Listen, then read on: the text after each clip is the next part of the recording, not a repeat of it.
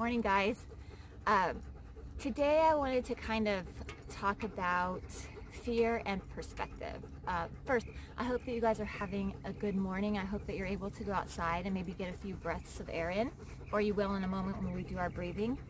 And I hope that you're able to maybe eat something healthy today, this morning, get your energy up, get you moving forward. But anyway, like I said, I wanted to talk about fear and perspective. So I woke up and I turned on a news station that I never really listened to because I don't know like factually where it comes from, but the first words out of the woman's mouth were that in the United States over 240,000 people could die from COVID-19, and immediately that kind of hit me. I was like, wait, what? That's a lot of people, and we've still got a long way to go. We've got a lot of time, apparently, that we're going to be still doing our isolation, our stay-at-home stuff.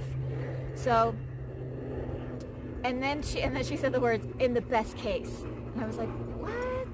That whole "could die," "in the best case," and then isolation. Those things, I was just like, this fear started to rise in me, and then I was like, wait. You know better, Mindy. Okay, let's find perspective here.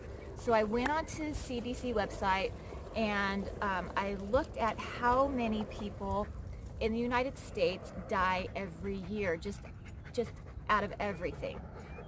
And so for the 2010 census, the statistics were 2,468 people, 460,435 people die a year in the United States. That's a lot of people. And 597,689 die from heart disease, and then cancer kills 574,000 people, and that's a lot of people, and compared to the 240,000. And then I looked up, I was like, okay, well then yearly, what's the flu? What do people die from in the flu? And over 50,000 people a year die from the flu. So we're going like 3-4 times the best case, the predicted. And then I had to step back even further, because numbers are something that are safe for me. Numbers have never changed in my whole life. There's always been a number 1, a number 2, a number 3, a number 4, blah, blah, blah, blah, blah.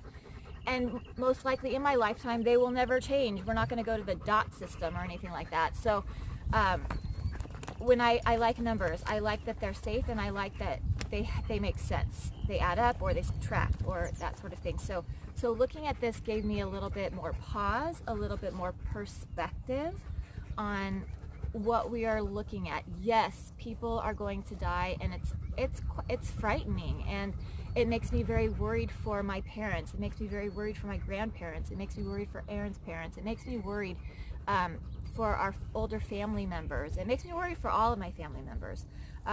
Many of them have endured trauma too.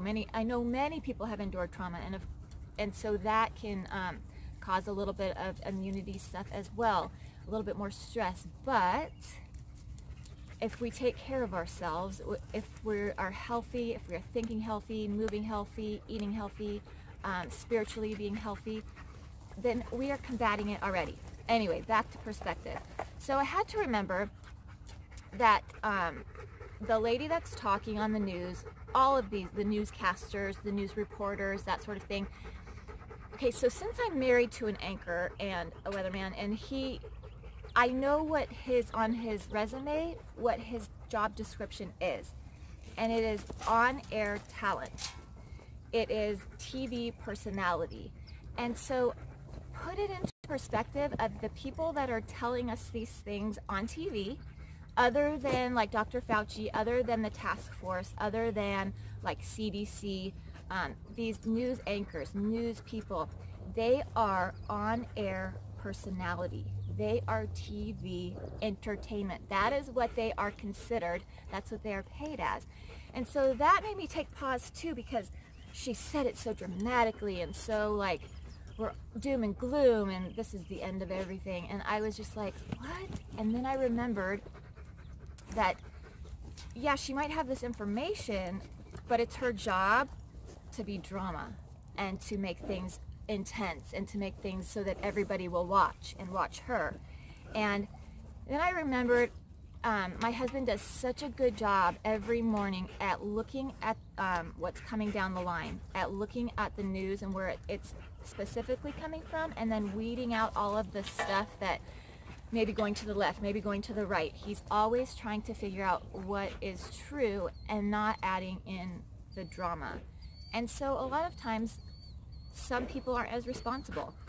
And so that made me, it gave me a little bit more peace, and it made me put everything into perspective.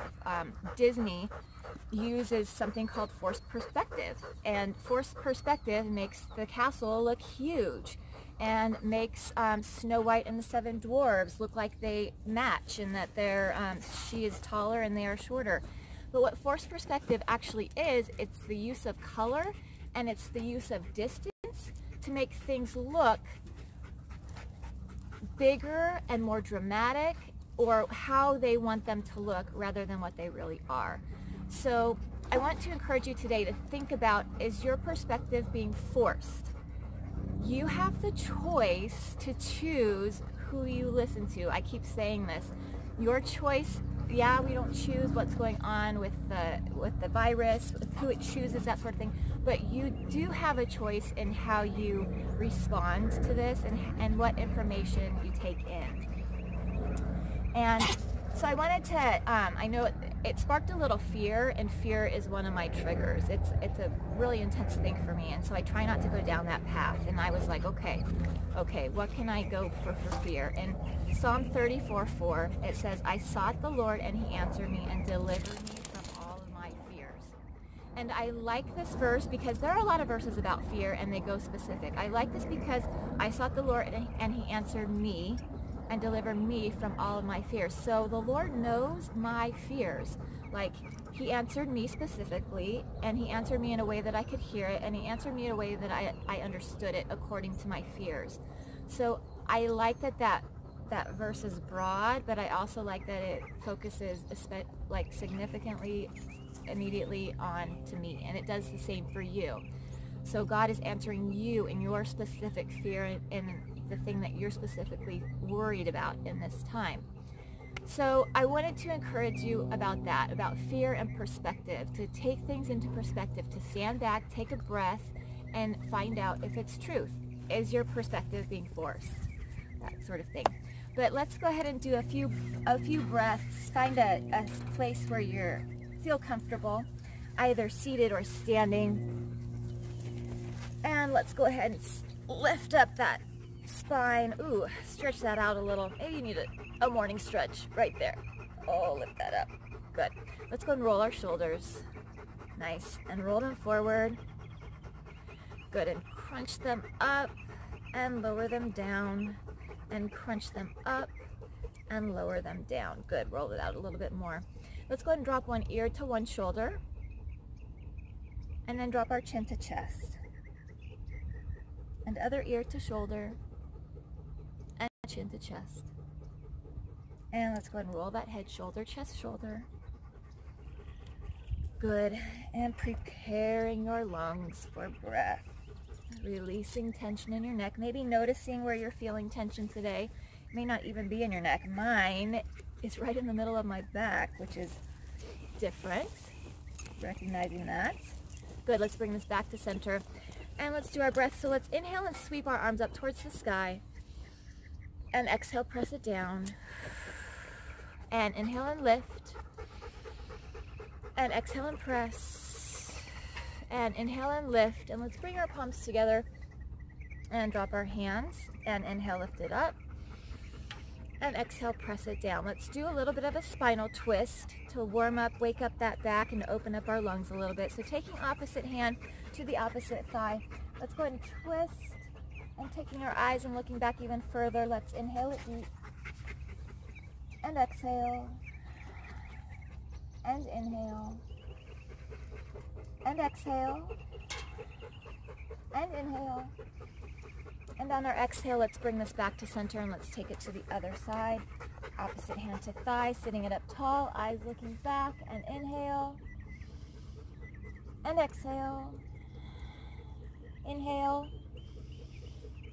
and exhale, and inhale, and exhale. Bring it back to center. Now, if it's comfortable for you, you can go ahead and maybe stand up if you're not already standing. And if you've got a chair with a back, maybe I'll come around this way. If you've got a chair with a back, you could putting your hands onto that and maybe taking yourself back and sticking your booty back. So imagining that your back is super flat like a table. And we're pressing through our heels, pressing through our arms. Now stretching through your back, stretching through your arms, stretching through your chest. And if you want a release in your neck, go ahead and let your head drop and relax it there. Kind of looking at your knees. And let's inhale it deeply here. And exhale. And inhale. And exhale. There's fire ants on the ground.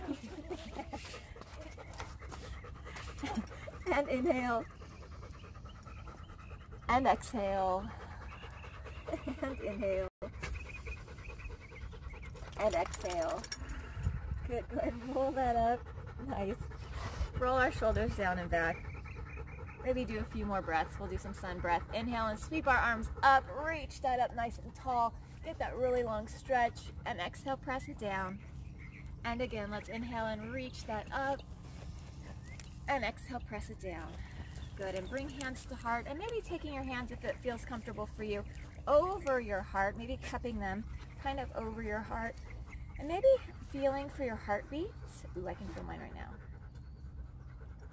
And this is kind of like a soothing, maybe very primal way. Just self-soothing, relaxing, recognizing that you're still here, you're still alive, grounding yourself, bringing yourself back to what's important.